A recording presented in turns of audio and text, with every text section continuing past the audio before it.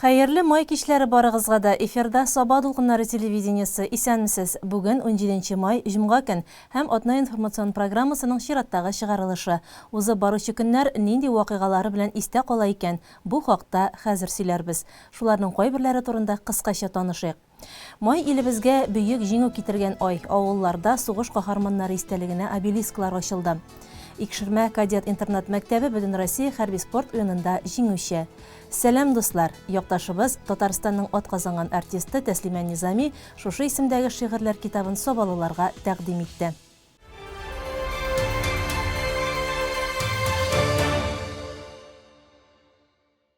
Иң элек рәсми хәбәрләр. Татарстан районара табигать саклау прокуратурасы прокуроры урынбасары Роза Халмуратова кичә Саба районында булып кабул итүләр үткәрде.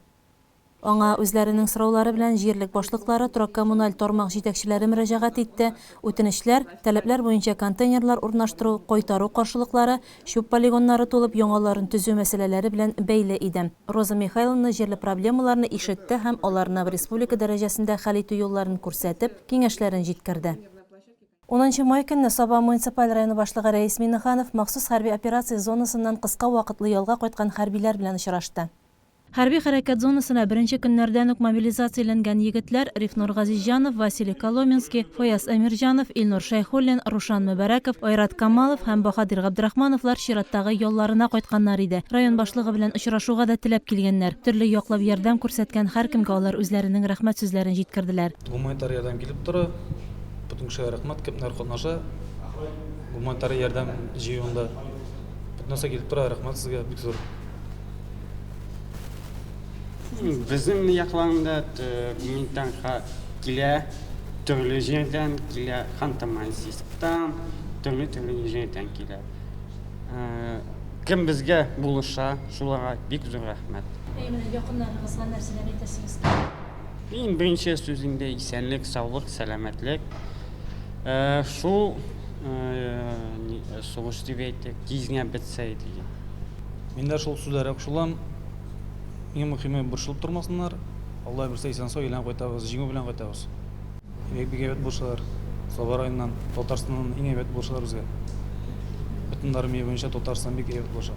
Очрашу җылы рәсми булмаган шартларда узды. Анда Саба һәм Теләче районнары буенча хәрби комиссар Фәниз Закиров та катнашты. Чәй өстәле артында хәрбиләр үз хәлләре белән уртаклаштылар. Район башлыгы Рәис Миннеханов үз чиратында районның аларга һәм гаиләләренә һәртөр ярдәм күрсәтергә әзер булуын белдерде. Минем әйтәсем килә, беренчедән бик зур рәхмәт. Ул җегетләргә. Минем әйтәсем килә, бик зур рәхмәт аларның якыннарына, әти-әниләренә, иптәшләренә, аларның сабырлыгы өчен. Дөрестән дә безнең бүген көндә хәрби операциядә катнашучыларның анда җиңел түгел, бик авыр. Беренчесеннән инде аларның исән сау кайтулары теләгем һәм тән җәрәхәтләре алмаска иде инде. Тормыш булгач төрле чорлар була. Инде менә бу чорга без туры килдек һәм инде безнең бүгенгә булган уңышларыбыз, бүгенге яхшы тормышыбыз шушы җегетләр аркасында дәвам итә. Һәм инде без аларга һәрвакытны игътибарлы булырга тиеш, аларның гаиләләре тыйра тиеш түгел, аларның янында булмауларын җегетләрнең. Без аларны беренче андый хәлгә китереп булдырып бетерә алмыйбыз. Шулай булса да беренче мәсьәләне шуны куярга кирәк. Инде җегетләребез бүгенгә безнең элемтәдә һәм инде безнең яктан нәрсә ярдәм итә алабыз, ничек эшли алабыз, алар белән без бергә. Хәрби хәрәкәтләрнең тизрәк туктавын һәм егетләрнең якыннары янына исән-имин кайтуларын телибез. Быел Бөек Ватан сугышында җиңүнең 79 еллыгын билгеләдек. Бу көннәрдә районыбыз күләмендә зур чаралар үтте. Хәзер шулар белән таныштырырбыз. 9 май җиңү көнен Шәмәрдән авылы халкы елдагыча бәйрәм рухы белән үткәрде. Авыл уртасындагы җиңү паркына меңнәрчә кеше җыелды. Алдагы хәбәр. Бөек Ватан сугышында җиңүнең 79 еллыгына багышланган Шәмәрдән авылында узган бәйрәм парадында да халык күп иде. Парадны алып баручылар Дилбәр Гайнуллина, Камилә Нигъмәтҗановалар оешма, учреждение, предприятиеләрне мәйданга чакырдылар. Аларның эшчәнлегенә бәя биреп, хезмәт күрсәткечләре белән таныштырып бардылар. Шәмәрдән халкы өчен ул көн олы бер хәтер көненә әйләнде. Бөек җиңүнең 79 еллыгына багышланган бәйрәм парадын ул көннәр һаман да хәтердә дип аталган театраль күренеш дәвам итте. Шәмәрдән мәдәният йорты сәнгать җитәкчесе Альфира Шакирова тарафыннан язылып, сәхнәгә куелган бу тамаша берәүне дә битараф калдырмады. Документаль чыганакларга нигезләнеп язылган драматик күренешләрдә шәмәрдәнлеләр үзләренең кадерле кешеләренең ачы язмышларын тагын бер кат йөрәк аша үткәрделәр. Аларның һәр кайсын Шәмәрдән мәдәният йорты хезмәткәрләре зур осталык белән башкарды. Хореограф Алмаз Хуҗин куйган сугыш чорын чагылдырган биюләрне күз яшьләрсез генә карап булмый иде. Мәдәният йорты хезмәткәрләре бөек җиңү көне уңаеннан Шәмәрдән халкына истә калырлык зур бүләк ясадылар. Яңа Мишән авылында яшәүчеләр өчен җиңү көне Бөек Ватан сугышында һәлак булган авылдашлар истәлегенә обелиск ачу белән истә калды. Авыл мәдәният йорты янәшәсендәге обелискка яудан кайталмаган 78 авылдашның исеме язып мәңгеләштерелгән. Моңа кадәр дә Бөек Ватан сугышында һәлак булган авылдашлар истәлегенә эшләнгән обелиск авылда бар иде. Яңасы эшләнүендә авыл кешеләре сөенеп кабул итте. Бөек Ватан сугышы кагылмаган бер генә гаиләдә юк. Ишәр бер туган сугышка киткән очракларны да авыл халкы әле хәтерли. Яңа Мишәннән Бөек Ватан сугышына 134 кеше китә. 57се генә туган якка әйләнеп кайта. Хатирәләр буыннан буынга күчеп килә. Обелискны ачу тантанасында авыл халкы, Мишән төп мәктәбе коллективы, җитәкчеләр катнашты. Районы башлыгы урынбасары Расих Закирҗанов, Мишән авыл җирлеге башлыгы Айзат Гәрәев чыгышларыннан соң тасма киселде, батырлар истәлеген хөрмәтләп чәчәкләр куелды. Рәхмәт сезгә барыгызга шушы истәлекле дата катнашуыгыз өчен. Инде безнең хәзер сугыш ветераннарыбыз юк, безнең араларыбыздан китеп бардылар. Тыл ветераныбыз да 2 генә калды авыл җирлеге буенча. Беренчесе Иске Мишәндә Марзия апа укытучы булып эшләгән. İkincisi Mizif Papa менә безнең үзебезнең авылда яңа Мишәннек ансы. Әлегә исән саулар, Аллага шөкер, әле менә 9 май белән котлап бүләкләр кертеп чыктык. Исән-имин моторна яшәп яталар. Яңа Мишән авыл мәдәният йортында авылның өлкәннәре өчен чәй табыны әзерләнгән иде. Районның халыкны социаль яклау идарәсе җитәкчесе Лилия Гайнетдинова җирле җитәкчеләр җиңү бәйрәме белән котлап чыгышлар ясады. Авыл үзешчәннәре шул шыр рухын яңартып концерт куйды. Мәдәният хезмәткәрләре исә апаларның үзләренә дә сүз бирде. Әти 20-нче елында булган инде ул сугышта армиядан якта сугышка кергән ул. Birinci soğuş nilleri bol nersedir şortlu değil. Eti çıktık ki şol yakta hizmet etkendir. Onların sırrını bilmegen ben indi min balalıkta bulgan bit indime. Şundan o bombalar yava başladı dey. O soğuş başlanan bir soğuş başlanan. Dipti komandir bizge dey eyteyin de hazır dey. Biz çıktık dey. Jönnerekte kural da yok hani bizden dey. Yarar dey hazır buldan çıktı dey. Yırdık indi şunda dey. Onları bu yaktan indi, bizden yaktan kilgen indi kurallar. Onlarını alıp dey, biz soğuşka göterildik dey. O nimiz uçraşız rıyık dey. O şul hatlı ağır vakitler buldu indi dey. Şunday ağır buldu indi dey. Xudayım bana isen kalıp bulmayı kendi beytip dey. Şundan eti yaralangan. Bu kalgan şunda ihtiyaçları olga gitken mi, çiğingenler mi? Eti şunda kırda yatıp kalgan. Şunda etini kimdir tabıp, bani uzatkanlar indi. Beni neye saldılar indi hazırdı. Ayaklarım şişti dey. Xudayım ayakını kiseler iken, ayaksız kalam iken deyip etip koygaram dey. İge koyduğunu uylamayayım da indi min dey. Eti eyten. Xudayım deyip ettim dedi. Yara ne sabı buldu dey. Ayak şişe dey, koyta başladı dey. Yara ayakka basıp yürüye başladım dey. İki atla yattım dey. Şundan yağadan soğuşa girdim indi dey. Sobanın Hakmullah degen kişisi şıradı dey. Xudayına rahmet dedi. Onun bilen gel birge bulduk dey. Oktak günge kadar dey. Hazır biz şulğanışta kaldık dey. Şulğanışta kalğaç dey. Bizni çıkıp bulmayın, bir yakada çıkıp bulmayın dedi. Hazır Nimis'e esirge çıktık indi dey. Атмулла да төшті дей, мин дә төштім дей. Хәзер ничек кашу ягын карарга кирәк. Булар кашалмаганнар инде, шулганышта калып, пилинга төшкәннәр инде хәзер. Булар пилиннән дә кашканнар. Да ничек бу якка чыккандардыр инде. Онсында туры белмәгәнмен инде. Менә шул бар белгән. Әти сугыштан кайтты, Аллага шөкер кайтты. 48-нче елда өйләнгән. Әби белән икесе генә булганнар инде алар. Без 7 бала үстек. Аллага шөкер 7 дә мөмкин дәйтән тау. Бүгенге көндә сугыш ветераннары инде арабызда юк. Тыл ветераннары да бик аз калып бара. Сугыш шыры балалары да өлкән яшьтә. Ул еллар ерагайса да батырларны онытырга хакыбыз юк. Аларның батырлыгы үлемсез, истәлекләре мәңгелек. Бөек җиңүнең 79 еллыгы Мамалай авылы халкы хәтерендә дә тарихи вакыйга белән истә калыр. Биредә мәдәният йорты каршында обелиск сафка басты.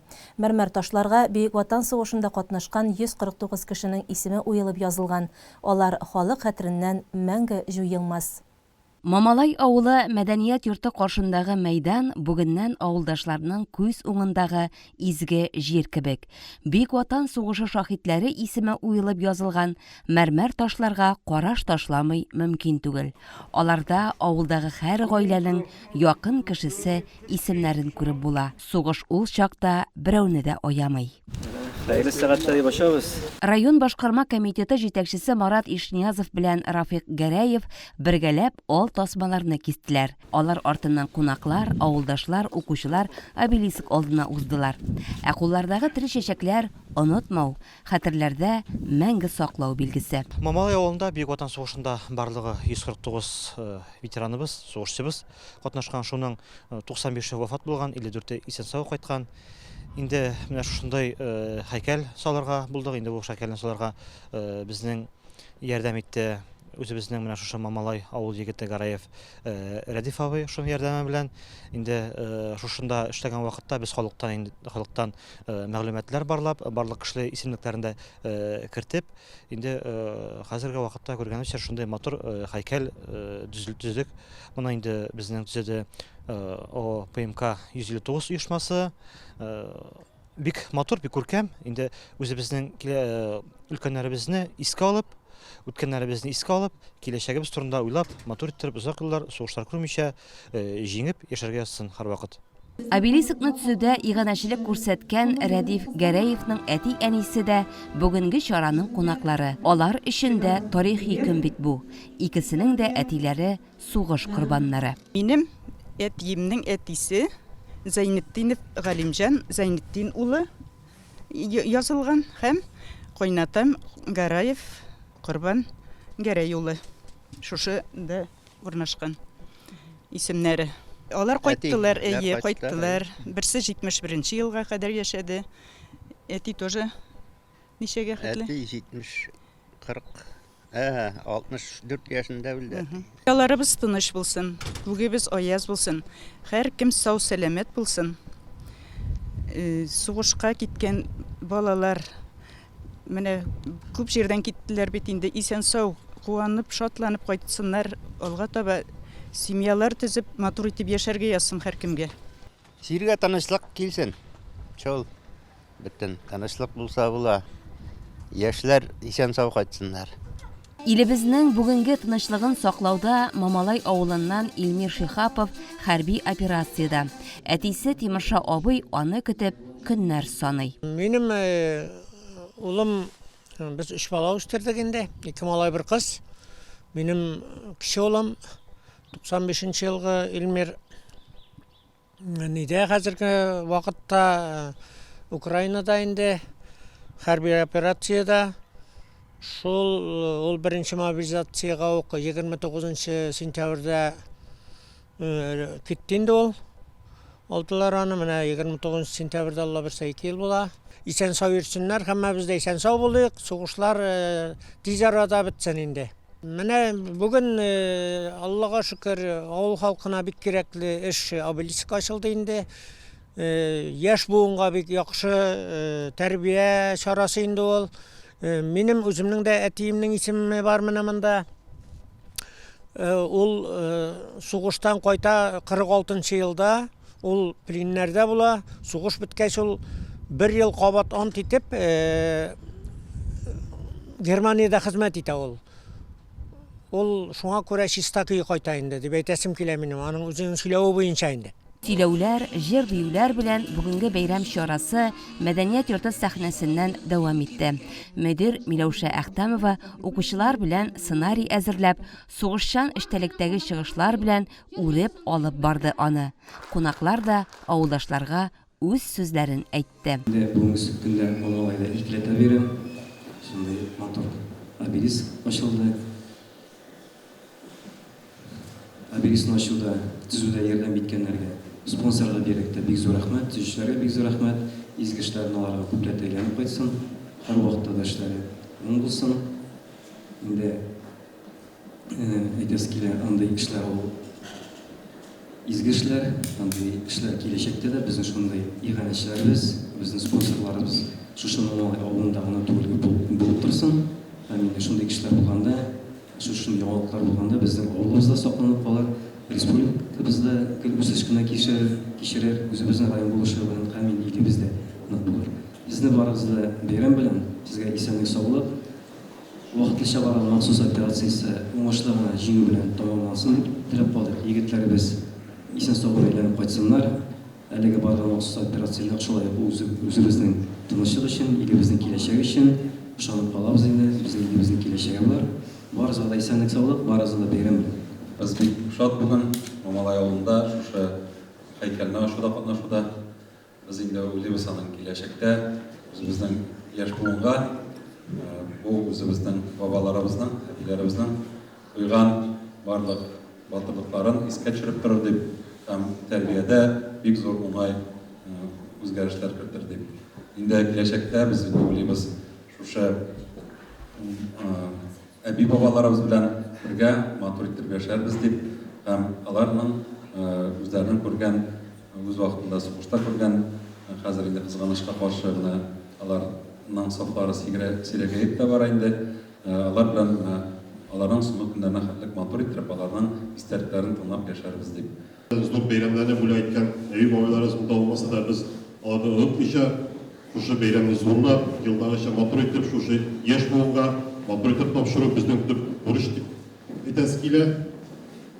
Аларга бик зур рәхмәт һәм аларга һәрвакыт онытмыйча, аларны шушы зур бәйрәмнәр белән искә алып торырга тиеш. Менә бүгенге көндә районыбызда 9,5 артык пенсионерыбыз бар. Шулар арасыннан безнең хәзер тыл ветераннарыбыз 137 генә кеше калды. Соңгы сугыш ветераныбыз безнең Әлмиев, Төбәк авылыннан 103 яшендә ул вафат булган әби ел, ул безнең бәйрәмебезне каршылау тантанасында була алмады инде. Моны оештырган шушыны спонсорларга, шушы әйберләрне булдырган кешеләргә бик зур рәхмәт, район хакимиятенә бер үрнәк эш инде бу яшьләр өчен.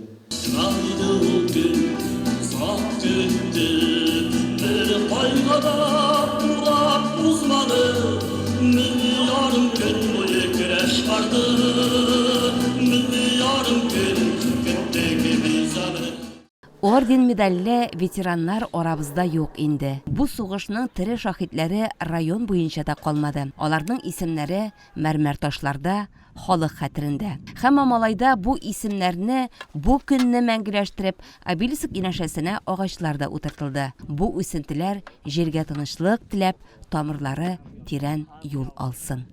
Атна информацион программасын дәвам итәбез. 13 май дүшәмбе көнне Кавый Байкиев исемендәге Икшермә кадет интернет мәктәбе базасында Зарница 2.0 дип исемләнгән Бөтен Россия хәрби спорт чарасының зона этабы үтте. Чарадан безнең хәбәр.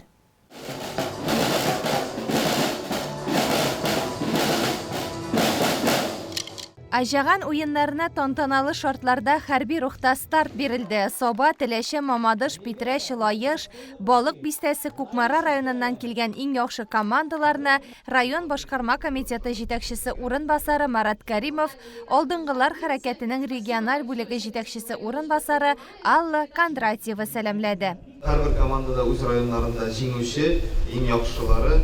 Минем рәхмәт әйтәсе килә, егетләр, кызлар, сезгә, укучыларыгызга, сезне шулай монда әзерләп алып килгән. Инде сез безнең булачак ватанны саклаучылар, шушы хәрби юлдан, ватанпәрвәрлек юлыннан тайпылмыйча, алга таба да үз юлыгыздан барып, лаеклы белем алып, лаеклы зур характер кеше булып, гаиләдә әнияти булып, аннары инде балаларыгызга да шушы белемнәрегезне, тәрбиягезне тапшырсагыз иде. Мы очень рады, что именно с Сабинского района мы сегодня стартуем с 7 зональными этапами Зорницы. Спасибо большое Сабинскому району, что принимает этап этой игры. Ну а каждому из вас мы желаем удачи. На самом деле победит сильнейший, но помните, что игра командная, а значит дружба будет решать в любом испытании. Поэтому удачи каждому и увидим, кто сегодня победит. Әлеге проектның төп инициаторы да алдынгылар хәрәкәте, максаты патриотик рухтагы хәрби белемле балалар тәрбияләү. Раз, товарищи курсанты! Здравия желаю, товарищ судья!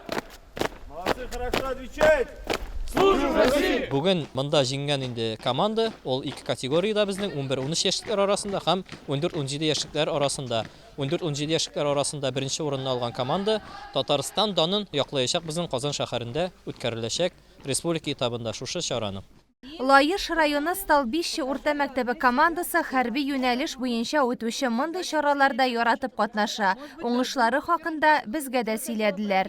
Наши ребята заняли первое место в муниципальном районе. Также участвует наша школа в московских конкурсах российских, такие как «Смотр, строй и песни». В этом году мы заняли первых 2 места. Поэтому мы ответственно подходим к делу патриотического воспитания и гордимся нашей школой. Мамадышлылар да калышмый. Иң көчле әзерлек соңгы айда булды диләр. Бәйрәм көннәрендә ярышка әзерләнеп уздырганнар. Әлеге чарада бүтән Рәсәй, бүтән Татарстан, шулай ук безнең Мамадыш шәһәре дә беренче тапкыр катнаша бу елны. Бу ярышта минем балалар, 3нче мәктәп балалары беренче урын алдылар. Өлкән командасы да һәм уртанчы команда да беренче урын алдылар. Әзерлекләр көн сайын барды, дәресләрдән соң. Егет кызлар яхшы әзерлекле. Барысы да март ахыры апрель башында үз районында үткән ярышта җиңеп чыныгу алып килгән. Сугышчан рухлары сокландыра ди ярышның баш хөкемдәре Константин Баранов. Сегодня здесь проходит комплекс мероприятий, комплекс заданий. Во-первых, это физическая подготовка. На физической подготовке у них есть прыжки с места в длину, бег, челночный бег 3 по 10, подтягивания, девочки на перекладине 90 сантиметров, мальчики на нормальной перекладине, а также бег 60 и 90 метров, а также по спортивной подготовке они пресс дают, поднимание туловища вперед. Строевая подготовка – это один из основных видов мероприятий.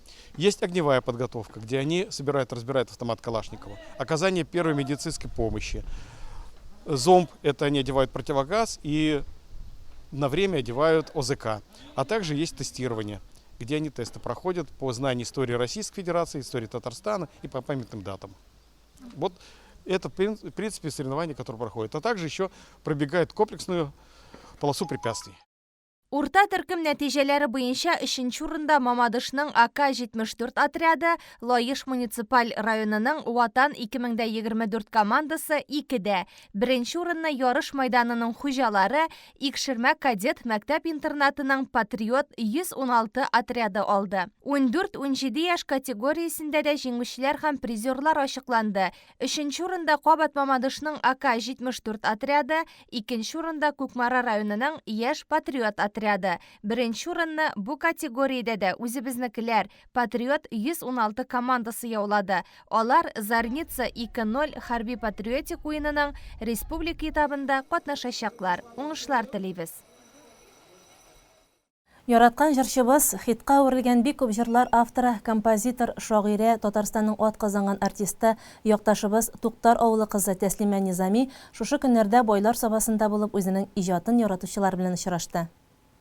Автор башкаручының туган ягына кайтуының төп сәбәбе балалар өчен язылган шигырьләр китабын тәкъдир итү иде. Сәлам дуслар дип аталган бу җыентыкны киң катлам укучыларга тәкъдим итү чарасын Әбрар Кәримуллин исемендәге Саба үзәк китапханәсе хезмәткәрләре оештырды. Китапханә эчендә эшләп килүче төрле клубларга йөрүчеләр дә, гомумән якташыбыз иҗатын хөрмәт итүчеләр дә бу көнне әлеге чараның шаһиты булды. Тәслимә Низами белән бик күптәннән без таныш, мәктәп елларыннан ук. Ул инде бездән әзрәк өлкәнрәк булса да, biz инде 8-бездә шушы мәктәптә укыгач, аның иҗатын бөтенебез дә яратабыз. Һәм инде шушы Нурислам Хатхович, Рафида Мансуровна безне шушы инде Саба мәктәбендә укыттылар.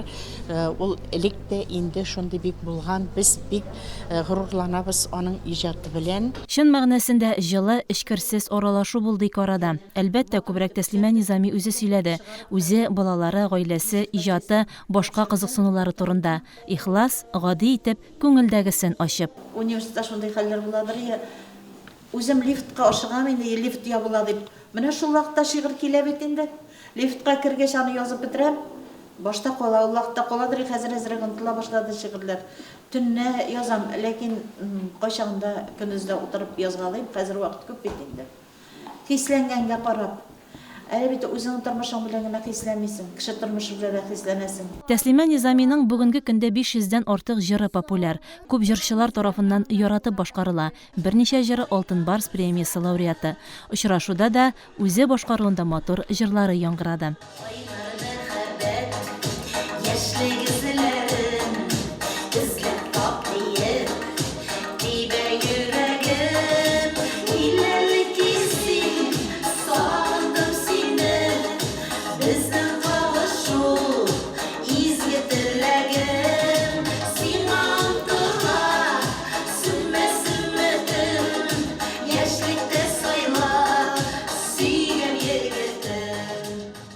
Сәлам дуслар китабы исә юктан гына бар булмаган. Балаларга милли тәрбия бирү мәгънәсен салган ул.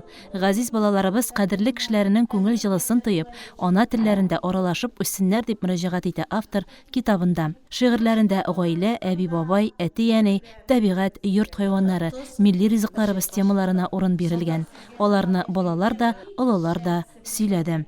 Бүген әни олы мишкә күп итеп утын якты. Ипи пешерәм әле дип күәстә камыр басты. Шүпрә түгел, күәс төбе, әшетте бу камырны. Мондый акыл ияләре әйтегез, хәзер бармы? Камыр бассам, кулдан кубып төскәнче. Табадамай кыздылам, эшлеккә итпескәнче. Никадәр җыр, шигырь иҗат итсә дә, үзен әле юл башында гына дип саныйм ди Тәслимә ханым. Иҗат ул җаннан чыга, нәрсә язасың килә, ашкынып, ургылып чыган тый булмый. Шишмәне шихса шигырьләр, җырларда шулай туа. Һәм шундый матур җырлар туарга язсын, дөньяда матур мизгелләр күбрәк булсын. Соң вакытта бит инде менә СВОда бәйләнешлеме, җиңү көнне контактыма үлемсез полк маршын куйдым. Әле безнең Татарстанда үлемсез полк маршы юк ия. Мин аны инде 3 ел элек язган идем. Пандемия китте бит. Пандемия аркасында чыга алмый калды ул җыр. Алла бирсә, мин аны чыгара алдым. Мин беренче булып яздым. Кейін дә шигырен дә маршны. Аннары соң инде менә СВОга егетләргә багышлап, батырларга багышлап язам, җырлыйлар ул җырларны. Шулай ук СВОда булган егетләрнең шигырьләрен төзәтеп бирәм. Ул минем ниндидер рухи бер төрле канәгатьләнү алам алардан мин. Һәм бүген көндә балалар шигырьләре язу белән шөгыльләнә башладым. Шөгыльләнәм түгеллектән язам инде. Оныкларның нәрсә күрәм, оныклардан шуны язып куям инде мин. Шуларның аурасына кереп дисәң дә була инде. Чөнки алар бит балалар бу дөньяны бөтенләй башкача күрәләр.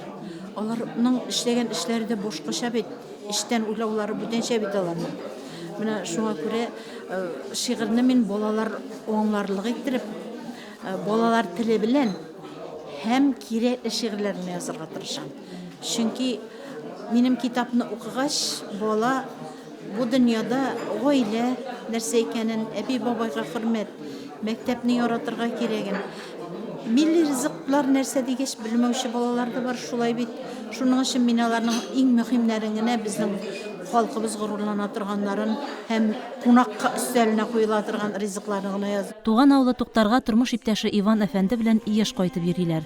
Оештырылган чараларда да актив катнашалар. Авылдашлары да үзләрен бик хөрмәт итә. Туган яктан көч алып яшибез ди якташыбыз. Саннау, хөрмәт итү ул иҗат кешесе өчен зур әйбер. Барыбер туган яктан без көч алабыз бит. Менә мин Иван белә инде. Апкай исең дә авылга чисте инде. Әйдә кайтыйк инде. Кой бездә бит чисте дип сөйләшәбез бит инде. Кайтасы килә бит инде, кайт инде дип үзәк бәгырьләренә үтәм мин аның. Шуңа күрә инде ремонтлап куйдым. Аның инде галәмәтләре күп булды. Шуңа кайтып бер өйгә кирип чыгу үзе бер бәхет инде ул. Рәхмәт сезгә, шулай сезнең якты карашларыгыз. Ул инде һәрбер илһам чыганагы дигән сүз шулай бит. Авырмагыз. Құдай саулық берсін. Үлкеннер клубынан барыбыздың исемнән дә әйтә алмыйм. Ул бик булган кеше, аның хикәяләрен, җырларын балаларыбыз да тыңлый, оныкларыбыз да тыңлый, оныкчыкларыбыз да тыңлар, Алла бирсә. Үзе дә белә дигән кеше ул, исән сау булсын. Рәхмәт аңа шушы мәҗлестә оештырган өчен. Сәлам дуслар китабы шагыйрәнең укучыга тәкъдим иткән 4нче җыентыгы. Киләчәктә дә аларның яңаларын чыгарырга планы бар. Шулай ук үз премиясын булдырып шигырьләрен сөйләүчеләр бәйгесен үткәрү теләге барлыгын да белдерде. Очрашу ахырында композиторның иң популяр җыры Әйләнә карусель җырын бергәләп җырладылар. Чара милли ризыкларыбыз белән чәй табыны артында тәмамланды.